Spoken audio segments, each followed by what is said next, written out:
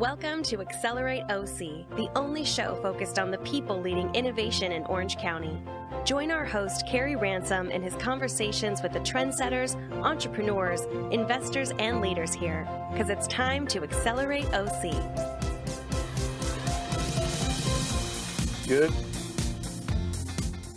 I'm Kerry Ransom, and thanks always to our engineer, Paul, for making me and my guests sound so good.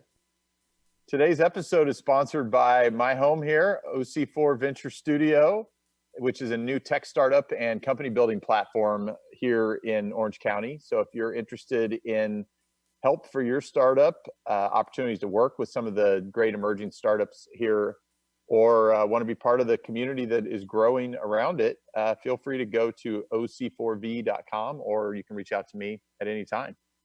I'm super excited to have my longtime friend, Paul O-Brien, with me here today, live from Austin, Texas.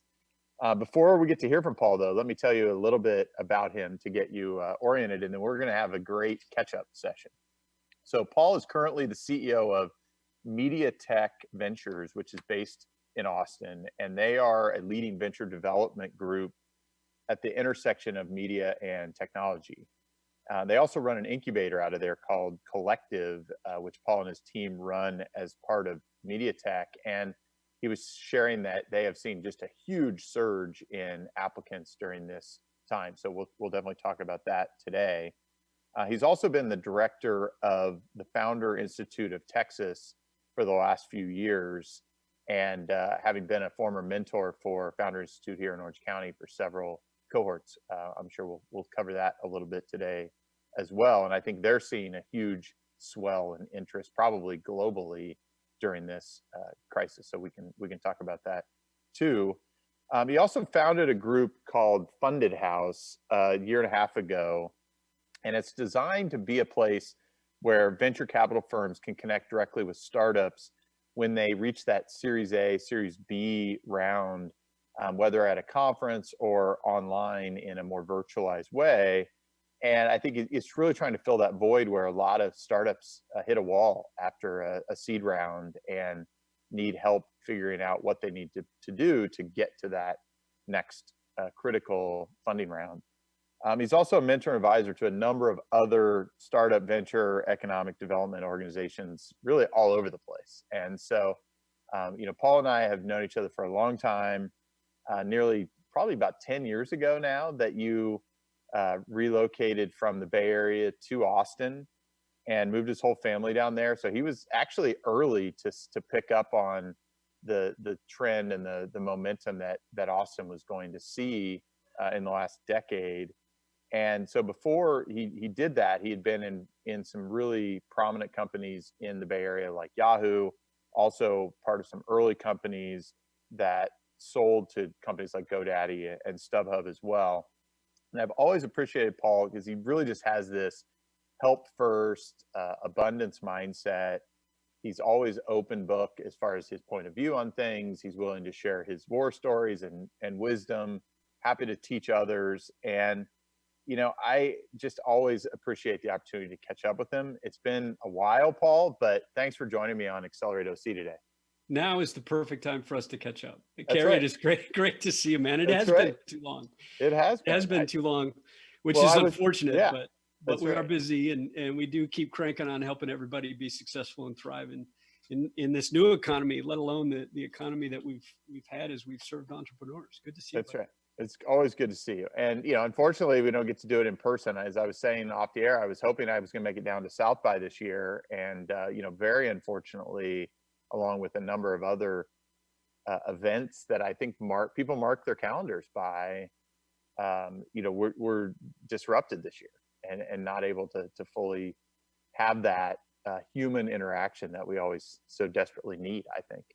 Yeah, we were just talking about before the show, everybody, thank you for having me. We were just talking about how next year for South by Southwest will probably be incredible as the entire world wants to get back together. You're right. It's a key date in our calendars, and it was just unlucky coincidence that this virus hit exactly at the same time that we were preparing to go to South by Southwest. As the mayor canceled or made the announcement to cancel the conference, I raced over to the local news station to get on the local news and comment on it, because it happened that fast for us. It was pretty sudden. We've been impacted by it in good ways and bad, frankly. So we're looking forward to next year. So tell me, I mentioned it's probably been close to 10 years ago. I just remember you calling me and going, "Hey, we're moving. We decided it's time to eject out of the Bay Area." We certainly have seen more people in the last couple of years relocate here to Orange County from the Bay Area, and I'm sure Austin has seen more in the last couple of years. But you were early to really make that decision. Orient my audience a little bit to what led you to feel like it was time. So that's a wonderful place to start. Thank you for that. I love to, well, as you heard, I get my fingers in a lot of different things related to technology and entrepreneurship and venture capital. And I do that just because, honestly, it's my passion and as much my hobby as my work. I think my family would prefer I took up painting or something, but I find myself passionate about economic development. And so if you think about it, we're in the heart of our third major recession of the internet age. And everything comes in threes.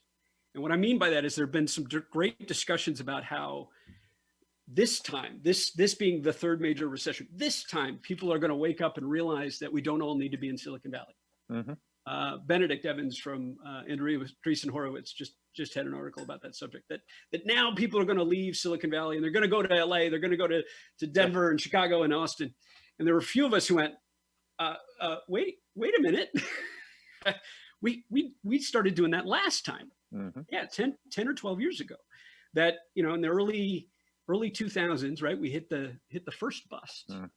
And folks, if you think about it, folks kind of stayed in the Valley, right? That was the Yahoo to Google kind of era.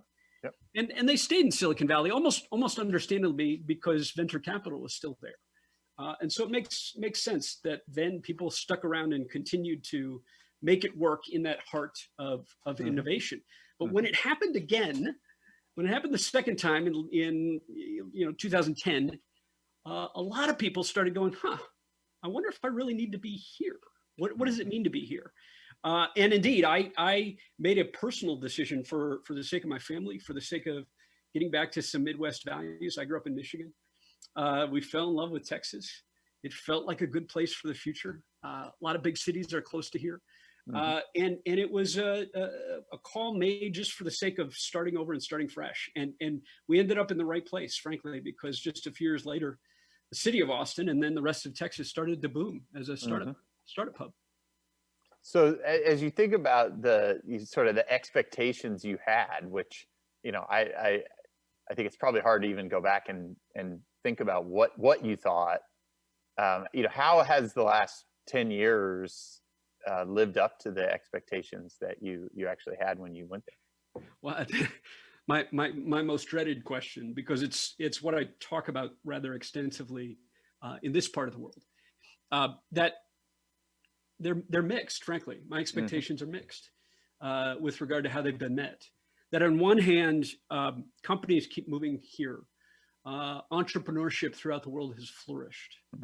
Mentorship throughout the world has flourished, right? So on one hand, things have just been exceptional and could not have better met my hopes and dreams and been a place that's just perfect for my interests. On the other hand, what I talk about, why it's kind of a dreaded question, is where's the venture capital? Texas is still a place where most of the money is tied up in oil and gas and real estate. And so one of the things we talk rather extensively about is 6 or 7 years later, 6 or 7 years into our boom as a startup hub, where and when should we expect a lot more sophisticated investment in capital from within the region? Because frankly, we're still going to Northern California and New York to get it. And what I'm excited about, I think if we were to plan 5 years into the future, what I'm actually now excited about is that a lot of the world is looking to a place like Texas to figure out how it could work differently. That since venture capital doesn't work the same way that it does in Silicon Valley, maybe that's a good thing. Maybe it's time that we figure out how to do it in some different ways, not just crowdfunding, but do it through special purpose vehicles, do it in a way that supports public funding a little bit better. Perhaps Texas is a place where we can figure that out. And so we're aggressively having those discussions and exploring startups and new platforms that can help companies get funded here.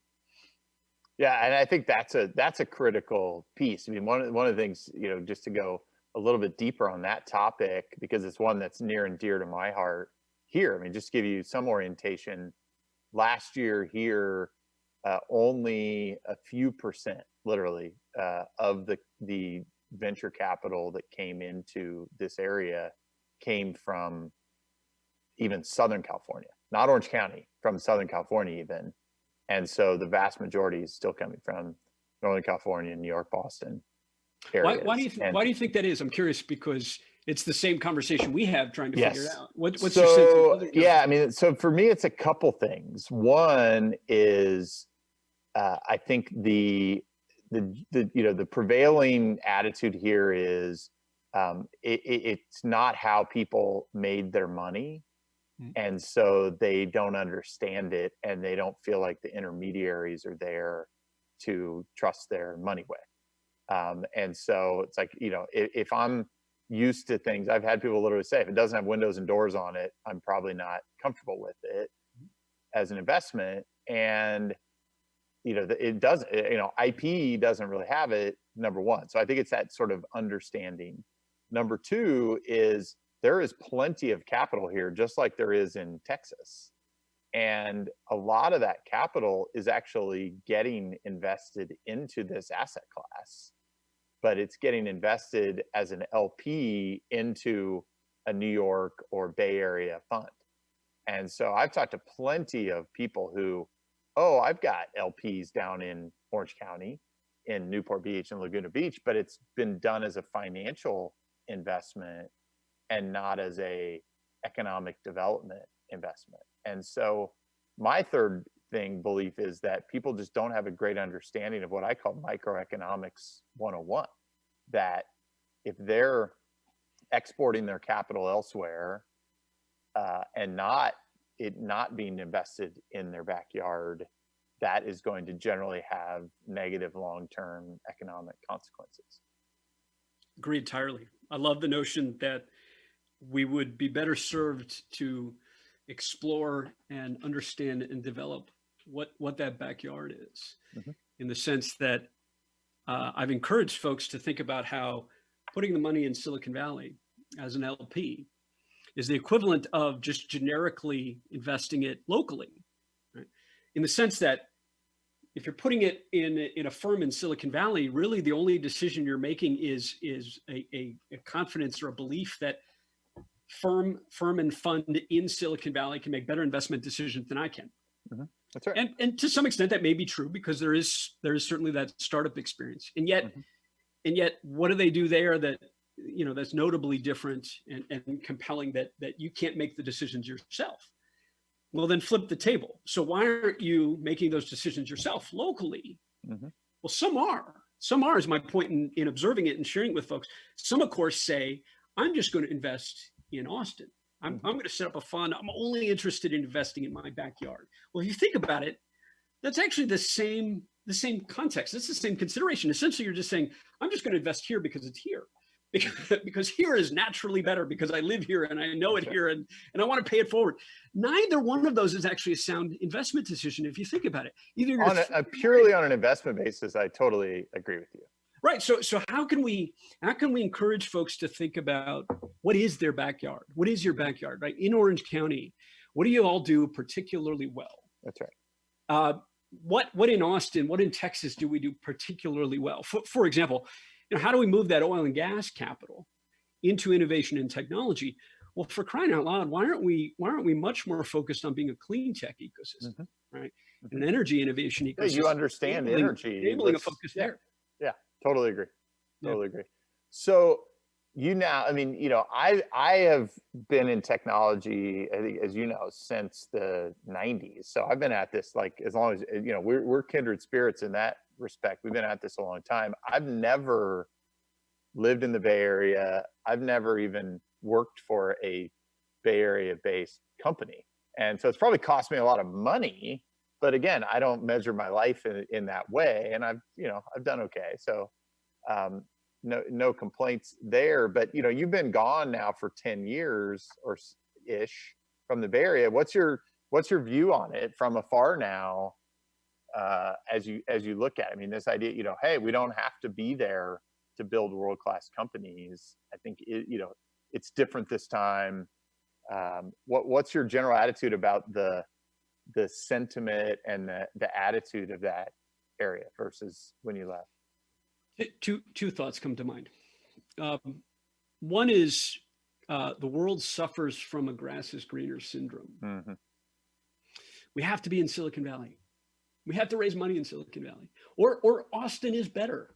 Is also grass is greener. I mean, that literally is looking at ourselves saying, no, we do it better. We've got it better. Other countries do it, right? Other countries say we have to be in the United States. The only way we can make it work is if we're there, if we're on the other side of the fence too. We need to squelch that, because the one thing that's evident in 2020, as we're all online, is that we have the skill sets, we have the experience, we have the advisors, we have the companies throughout the world for any entrepreneur in any part of the globe to thrive. You don't need to be elsewhere. Grass is not always bloom where you're planted. Grass is not always greener. Yeah. Now, however, the opposite is also true, which is the important point. That when we tend to say grass is greener, or think grass is greener, we also tend to neglect our own strengths, right? Because we're thinking, I got to be there. And so I'm overlooking our own key strengths, our own distinct strengths. Where it's most evident is actually in that word technology. And I'm a pretty harsh critic of folks who say that technology is an industry. So forgive me if that's what you meant when you said I've been in technology for. No, I've been in software. I've not been in technology for 20. I've been on the internet for 25 years. I built my first website in 1992, but I don't have any idea how to build a computer. Okay. I have no idea how to do biotech. If you ask me to help with a pitch deck or help raise capital for real estate tech or fintech, technology is actually just a means to an end in distinct verticals. And that's my point about grass is greener versus looking at our own strengths. Austin does certain things distinctly well, and most people don't know it. We are an e-commerce hub of the world. BigCommerce, Shopify, Magento are all based here for the most part in the United States. And the Amazon HQ2 fiasco of last year was rather intentionally focused on Austin, because Amazon is already, for the most part, based in Austin outside of Seattle. HQ2 is, for all intents and purposes, here. So if you wanted to look at e-commerce as a vertical, right, one would think most entrepreneurs would want to work with Austin. Most investors would look to Austin first.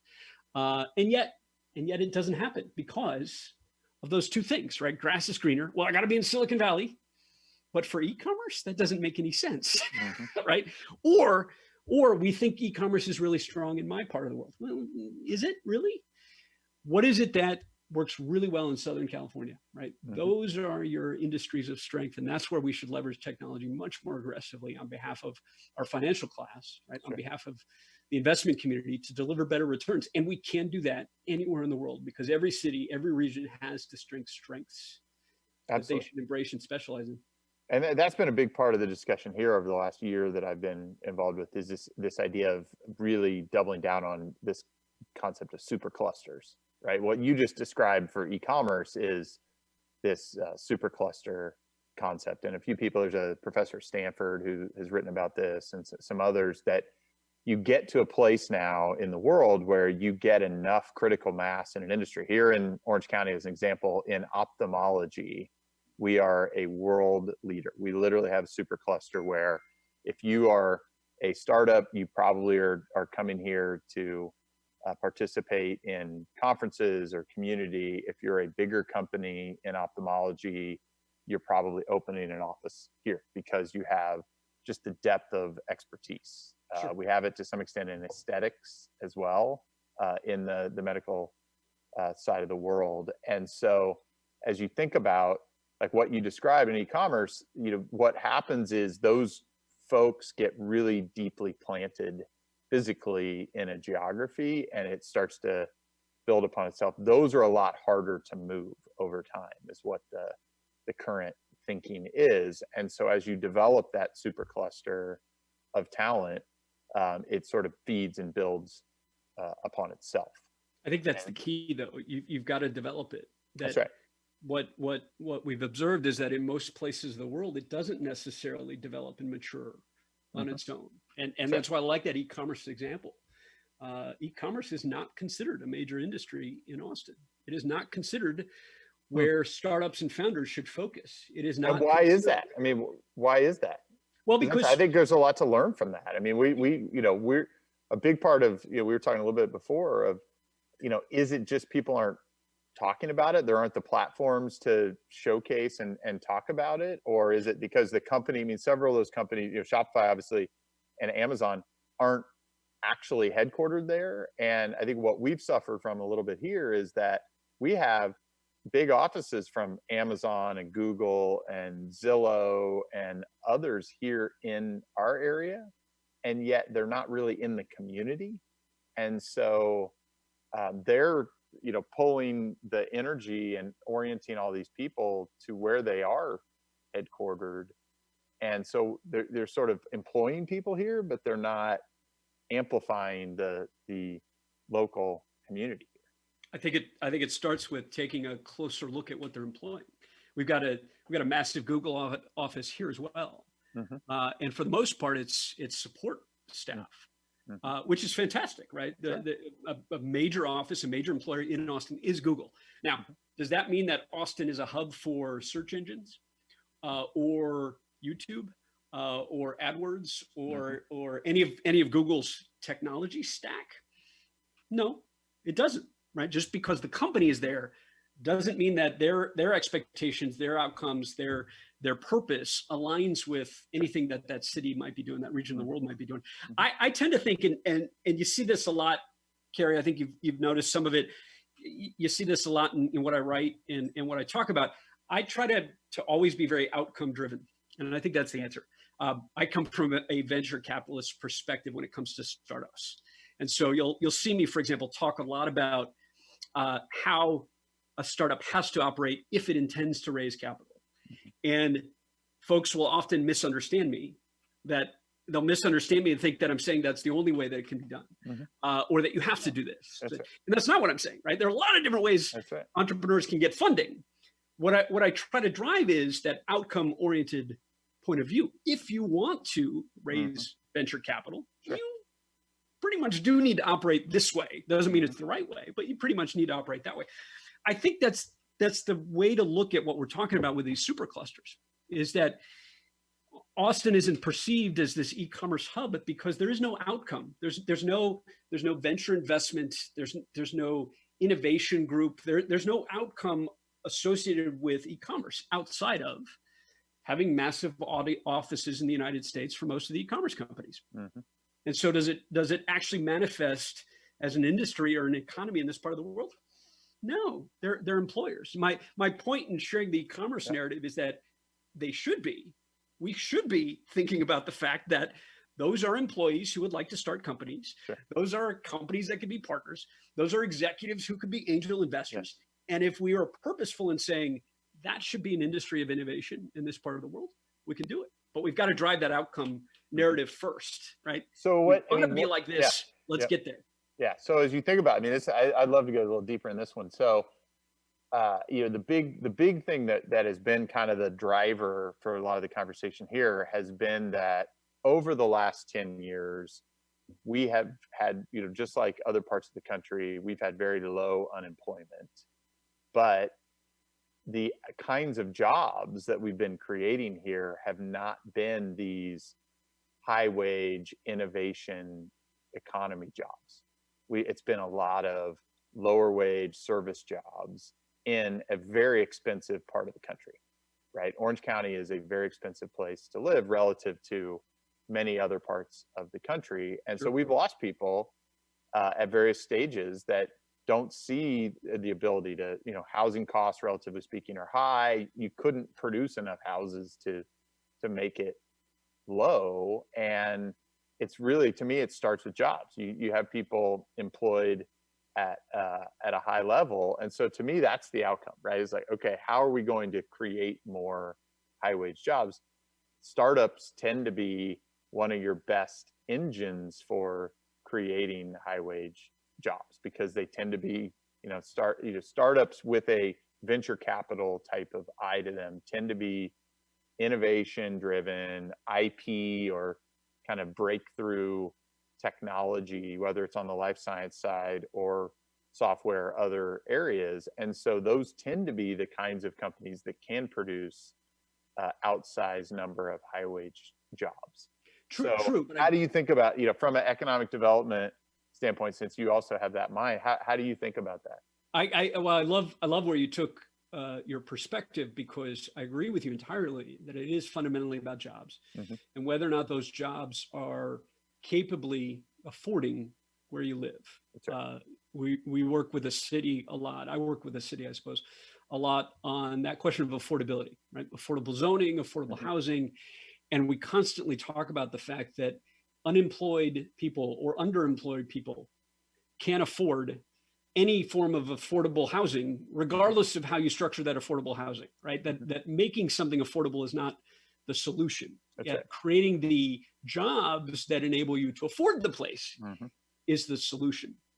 Now, that said, I love where you took the idea, though, because you took it the step further and said startups are the greatest form of job creation. True.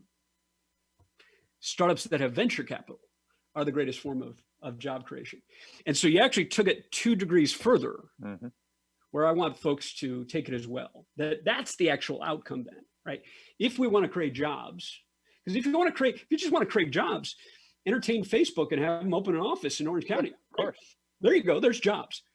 And that's what a city will do, right? Or a state will do, because it looks great to attract a major employer to your part of the world. But those aren't necessarily the jobs you want or need. Right? And so you've got to take that a couple of steps further. Yeah, that's the great, the great secret here is if you're Facebook or Google or Amazon or Zillow, you're able to retain people here at a rate many, many times longer and greater than you do in other more competitive, dynamic markets, right? And so they're getting, it's a fair trade in their mind. It's like, hey, I'm giving this person a good job and they're choosing to take it. But in a market like this, we just haven't seen that turnover. And I look at that as a turnover in some respects as a positive thing. That's how those collisions and community and growth actually starts to happen. And you see people that have stayed with the same company for 20 years. You or I are probably looking at that going, their likelihood to stay relevant is pretty low in a scenario like that, in a world that's just changing too rapidly, right? And so we need more of that natural activity to even create the scenarios in which a new idea can get formed. I think what's helpful is that we work with our local politicians and local investors and so forth, and we keep pushing that narrative further along to get to the outcomes that matter. For example, a lot of cities are exceptional cities for just small businesses, local businesses, a lot of local restaurants, locally owned proprietors and so forth. And that is a way of creating jobs, right? They aren't distinctly startups. They don't need venture capital. And so that's a path that we could go. When a city identifies that that's how to put people to work, or that's how it wants to put people to work, you keep pushing the narrative further, okay? And what do they need? What do they need to help that work, right? In that circumstance, for example, you probably need deregulation and different zoning policies and trade schools, right? Different ways to enable that small business form of a workforce to thrive. Sure. And so if your intention is to be a startup hub, keep asking. And do we have incubators? Have we brought Founder Institute here? Have we brought Mass Challenge here?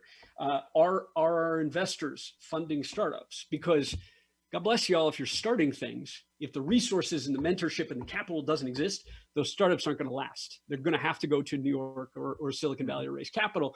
And when they do that, they're likely to move those jobs, That's right. or they're dealing with the burden of having a remote set of investors, right? So you got to keep asking what that real outcome is that we can work together to foster in order to enable the entrepreneurs to create those jobs by starting things. So when you look at where that, I mean, obviously outside of Silicon Valley, when you look at where that has worked well and connected well, do you hold Austin up and say, we've really made a tremendous amount of progress on this in your time there? Or do you point to other locations and say they've nailed it better and we should learn more from them?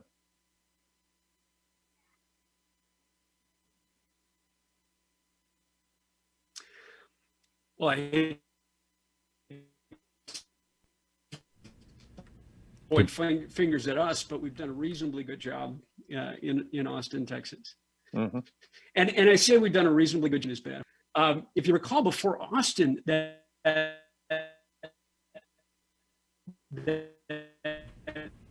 major, I think we're losing him here. Yep. Hey, Paul O-Brien, I think we've lost you here. You're getting your image is frozen and you're turning into an echo here. And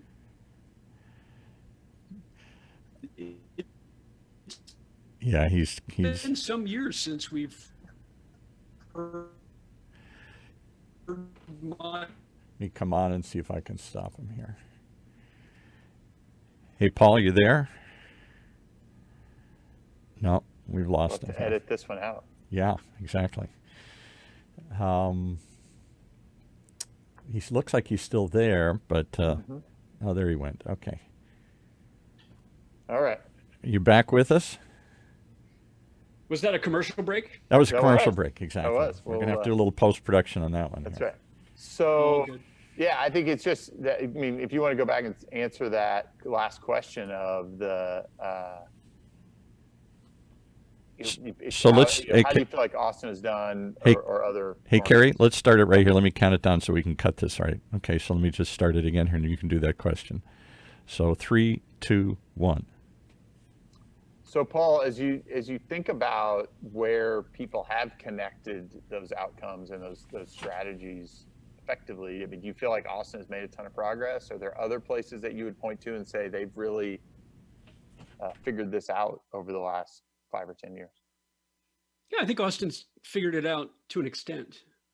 Like I said previously, we're still trying to solve the venture capital question, but hopefully that grass is greener idea plants a seed with some folks, because that in particular has worked pretty well for Austin in the sense that we've got a lot of wonderfully locally owned and operated assets for the entrepreneurs, from Austin Ventures to a lot of local venture capital firms, local incubators, local co-working spaces. But at the same time, Austin was purposeful in pulling in Techstars and Mass Challenge from Boston, Founder Institute from Palo Alto, Galvanized from Denver and their data science kind of focus. And so it created this wonderful collision of different perspectives. I like to talk about or think about or encourage that you all think about how do you create your region of the world such that it's considered the new world in the historical sense, right? Why did everybody flee Europe to come somewhere else? Well, they all had their reasons, whether it was freedom or to practice whatever religion they wanted, or because it was resources. Doesn't really matter what it was. The United States or the North America at that time created this environment that enabled new opportunities, and folks flocked to it. Austin did that reasonably well. I totally agree with that. It was both local resources and this opening to immigration, in a sense, right? Immigration into the city that was a catalyst for it. And so I think what was that? Yeah, I mean, was there a sense of like a welcoming committee, or what was the sense? Because I mean, from afar, I look and go, I've been to Austin a number of times. It's a great place, but what was the catalyst in your mind? Another tough question, because you want the real answer. But this is a Southern California audience, right? So nobody in Texas is going to hear this. But here's my real take. Honestly, we did a good job of starting to say, your startup is like this, your startup is not, and that's okay. Here's what I mean. 10 years ago, when I moved here, folks from Silicon Valley were kind of shunned, right? How dare you all come from Silicon Valley? How dare you raise our cost of living? And we don't want to be like Silicon Valley in Austin. And that's where that grass is greener perspective that I have comes from.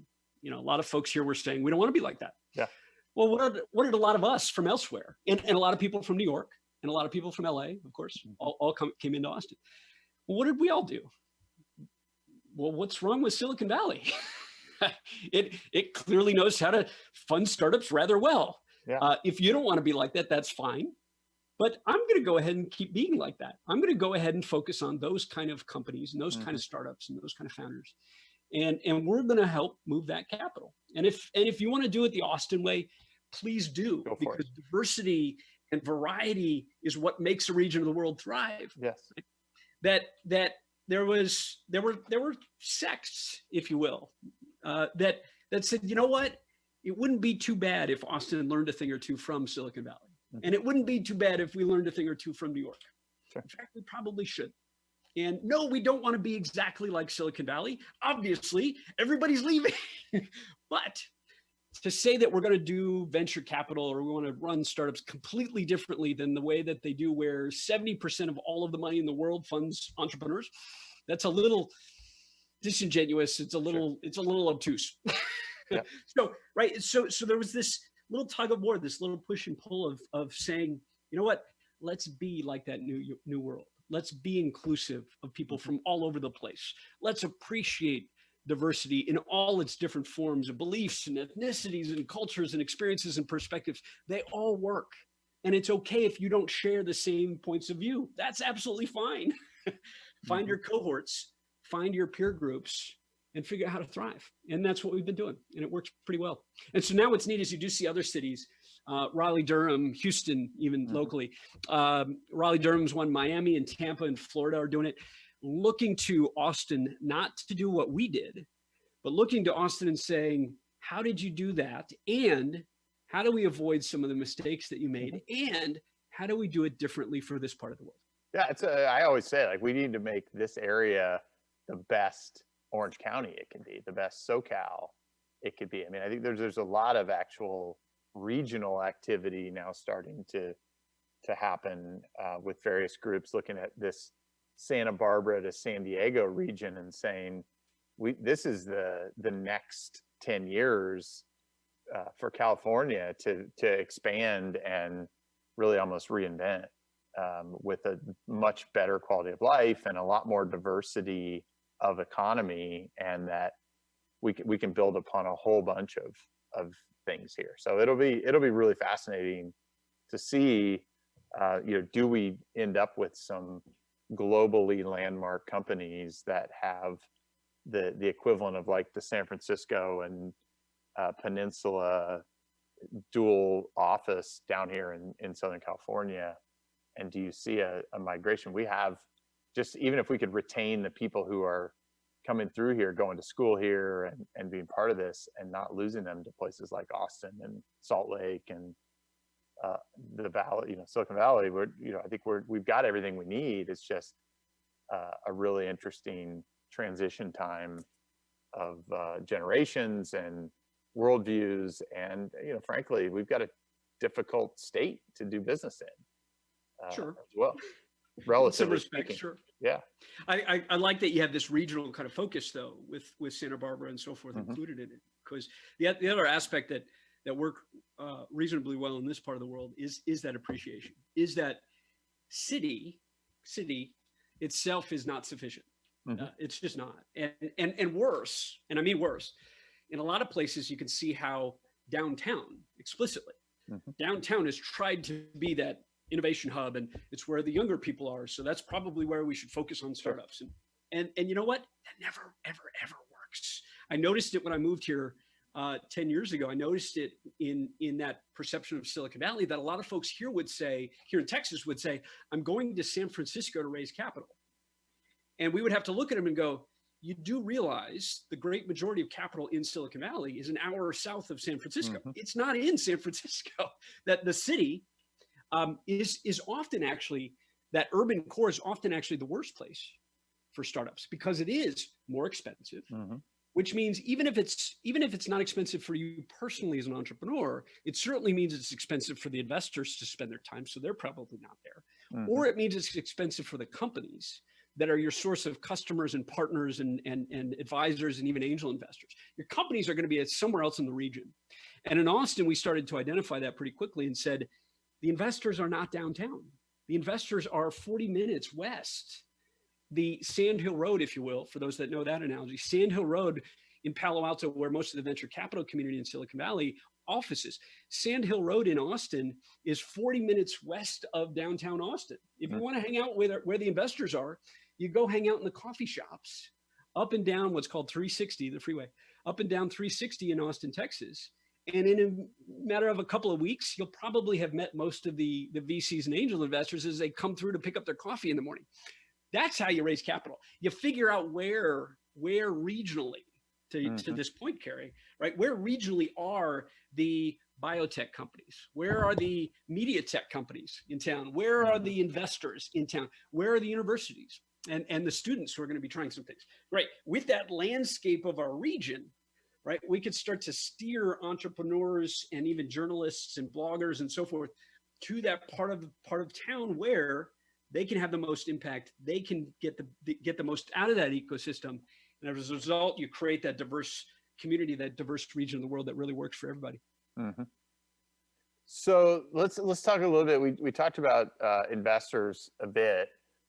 What do you feel like you guys have done well there to get more folks participating? Maybe that didn't make their money or haven't historically been in the investing locally business. You know, what have you guys done to excite them, to educate them, to get them involved and participating? Two things. A lot more of this, frankly. If anybody's curious about what's going on in Texas, we built the Austin Startups Facebook group, and that may sound meaningless and insignificant and you're not on Facebook. There are 70,000 people on the Austin Startups Facebook group, which does what for entrepreneurs? If you need customer validation, if you need advice, if you need a referral, if you just have a question, you need some help, there are 70,000 people in Austin alone on a social network that are there for you. And then we took that even bigger, did the same thing with Texas, for example, that one, we fostered more conversations, what we're doing here, right? Pushed a lot more bloggers, pushed a lot more podcasts, pushed a lot more social media content about what it means to be an entrepreneur and founder. And that elevates, right? That raises all of the boats, and it eliminates a lot of the risk in early stage startup, by which here's something to be conscious of. As an early founder, as a first-time founder, you got to get outside your box, right? You can't just focus on the couple of mentors that you had at university and the couple of folks in your peer group who have had a startup. You can't just focus on those people as being your access to what it means to be an entrepreneur, because those few people are going to have a lot of bias, not incorrect bias, but they're going to have bias that they don't have a worldview that you can draw from thousands of people to eliminate a lot of mistakes or a lot of the missteps that you're likely to take accidentally when you're a founder. So eliminate that as much as possible through more communication, more conversations, more exposure, et cetera. Number one. Number two, we kind of touched on it, but I would be surprised if we don't have the highest rate per capita of incubators in the United States, in Texas. It works. It works when those programs are methodical about a curriculum and mentors that are specific to that sector, that industry that incubator is focused on, and curriculum that's designed to meet those outcomes that we talked about.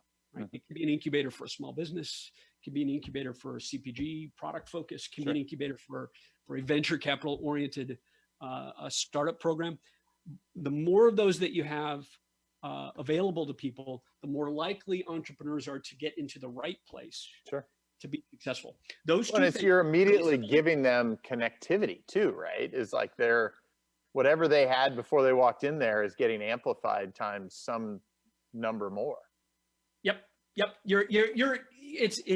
It took a bit of doing though to get folks to appreciate that what we're not trying to do is guarantee success so much as eliminate failure. So you think of it that way, right? You're trying to enable a greater number of people that live and work in your region of the world. You're trying to enable a greater number of them to take a shot and not just fail, because the conventional wisdom is 90% of businesses and startups fail. If you can move that number even 5%, that's substantial. That's right. That is incredibly substantial. You're talking thousands and thousands of people who start businesses. That's what gave the venture capital community confidence, right? When you can eliminate the rate of or reduce rather the rate of failure, you will get investor attention. Sure. Is much more. And who's funding most? Like, how do you think about the funding of those? Because obviously, a lot of incubators are not particularly profitable endeavors. I mean, I look at what we're doing here. The venture studio itself is not designed to be a cash flowing business. It's designed to be a collector of a portfolio of equity that it's earning for adding tremendous value to increasing the likelihood of success.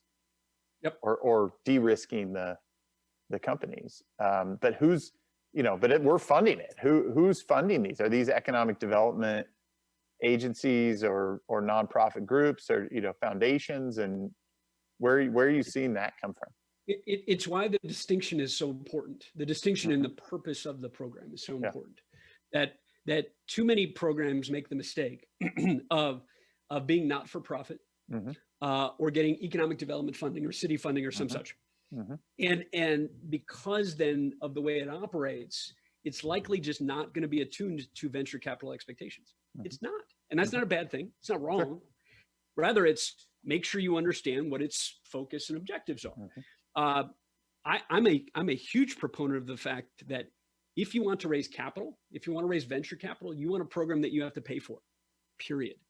Because entrepreneurship and investors are not philanthropies. Sure. They're just totally not. Agree with that. Does it sound unfair? Does it seem unfair that we can't make these programs available for free for everybody? Maybe it does, but we can't. There are people, there are curriculum, there's market, right? There are costs of operating these programs. So the money does have to come from somewhere, right? Does it come from a corporate sponsor? Does it come from a philanthropy? Does it come from the city? Or does it come from actually being a profitable business model? Ours is a profitable business model, and I don't shun away from that at all. Sure. Folks that join our collective program pay a fee, and we get equity. You pay a fee because we've developed curriculum. It's a school. Sure. It is not just office hours with mentors. And we invest in all of the infrastructure to be online and to be virtual and to host our program throughout the world. That is a cost of our doing business. And we don't give it away because we got to make money so that we can focus on what it means for you to make money so that you can focus on what it takes to raise capital in our model, right? And across the street is a nonprofit program that's focused on a very different objective. And that is perfect for what they're focused on, right? They're focused on the arts in the same space, right? They're focused on fostering the arts and musicians and filmmakers and so forth. Those kind of things don't raise venture capital. They're locally funded by arts programs. And so that program works very well in that context. And if you're an entrepreneur who hopes to raise money and you get into that program, you're probably going to have a bad time. And if you're an artist over in this program who really just needs a grant or some support from the community, and you get into this program, you're probably going to have a bad time. Sure. Because these things don't operate the same way, and they shouldn't. Yep. Yeah, totally makes sense. So couple last things. From where you sit in Austin, you have at least some understanding of the Orange County economy, the Orange County story. What do you, if you're advising Orange County on what we should be selling as our story or telling as our really core area of global expertise, what do you see that being? I'll be honest. I think to some great extent, it's in the same wheelhouse that I personally play in, that we play in MediaTech Ventures. And here's, if I may take the moment, let me clarify what we do, because it's rather important, right? How on earth did we leave Silicon Valley to start this media technology hub for the world? And why on earth did we start it in Austin, Texas, of all places? Silicon Valley is not the epicenter for media innovation. It's not. As we talk about these different regions and how we should excel and be exceptional in certain industries, Silicon Valley is great at search engines and social media and big data companies, right? So it excels without question at certain things, but it didn't fix the music industry. It broke it. It didn't solve the challenges that we now have as a film industry. It created them. Thanks to Netflix, it created these challenges. It didn't cause fake news. It broke the way the news business works out of New York. And because New York is 3,000 miles away from Northern California, the two have not been able to figure out how to make the news industry work well. That media technology is this idea that there are certain places in the world with expertise in different forms of media, podcasting, video games, film, music, news, etc. Certain regions of the world have always had that domain expertise. And when we get outside of our box, when we get outside of Hollywood in Southern California, when we get outside of LA proper, where the industry, right, the entertainment industry is based, when you get outside of that, you find efficiencies of scale, you find technology experience that knows that industry, you find business development people, you find entrepreneurs who still want to work in it, but they don't want to be right downtown. They don't necessarily want to be in the film industry itself. And so you can foster an ecosystem like what we're doing in Austin with media technology. That here, what we recognize is all these people are leaving Silicon Valley and Los Angeles and New York, and they're coming here. Most of the people that are moving into Texas are coming out of the media business in some respect. Nobody really paid attention to that until about 5 years ago when we said, that's really interesting. Why is Facebook here? Why is Magic Leap here? Why is Hulu down in San Antonio? Why are all these media companies setting up in Texas? Is nobody curious about that? Does nobody want to do anything about that? And so we took that startup exuberance, we took the technology exuberance that's coming to Texas as well, and said, you know what we should focus on? The fact that we have a lot of this media talent and we've got this technology talent in this part of the world. We should do something about it. I think you should do the same there and believe it very, very vehemently. We're doing the same with Chicago. We're doing it with places that folks don't necessarily think of as media hubs because of the traditional business, right? The traditional news and advertising business in New York, or the traditional film and music business in Los Angeles. But right outside of that, or in other cities, you're seeing this flourishing of media talent and technology talent that should be celebrated, should be reinforced, because the opportunity is there for investors to a much greater extent than in Silicon Valley or in the heart of Los Angeles or in the heart of New York City, where it's expensive and they're still focused on the way they've always done things. Great perspective. So Paul, last kind of lap here. One of the things I always like to end with is that key lesson or words of advice that you'd love to leave with the audience. So as you think about other aspiring tech or media tech entrepreneurs, what key advice would you have for them? One of my favorite questions, in the sense that I love just publishing brief pieces, although my team would argue that they're not brief. Brief pieces that offer very different perspectives on things. One that I think you saw is a favorite of mine that I keep poking on. The favorite startup team is actually comprised of 3 people, not 2, not 1, but 3 people. And I mean the perfect startup team in the context of if you endeavor to raise money. There are 3 distinct things that you got to focus on. Number 1, you got to focus on the market. Number 2, you got to focus on delivering that. Number 3, you got to focus on resources to make it possible. That's 3 people. Usually that shakes out as CMO, CTO, and CEO. Market, delivery, resources for them. Usually. Doesn't have to, but hopefully you get the idea. It's always 3 people.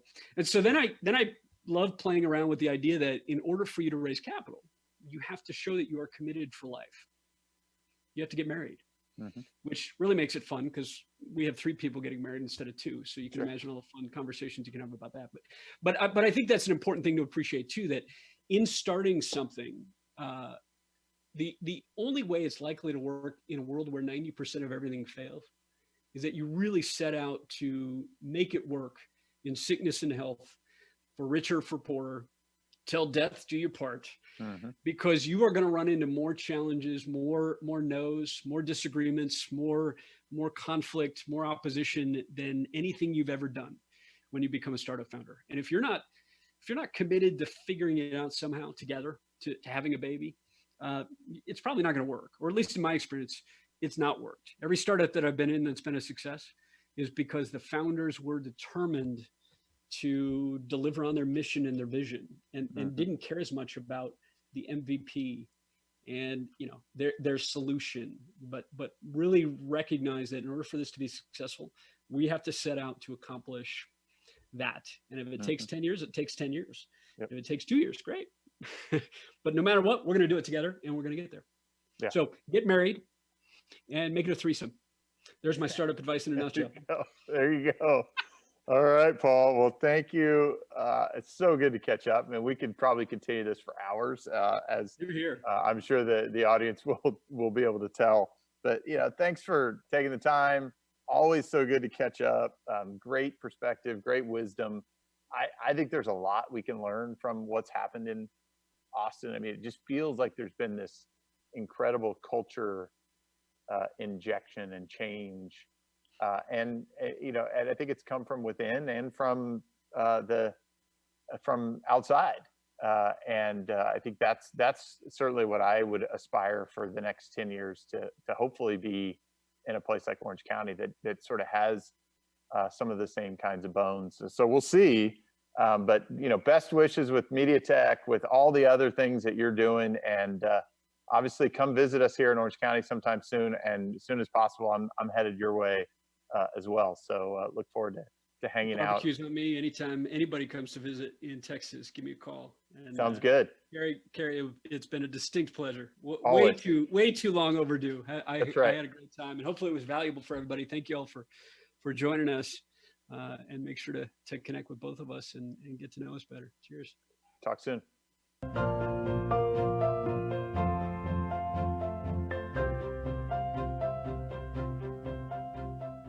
You've just listened to Accelerate OC. Join our live recordings every Tuesday morning at accelerateoc.com, or listen, like, and share anytime from your favorite podcast spot. Let's accelerate OC together.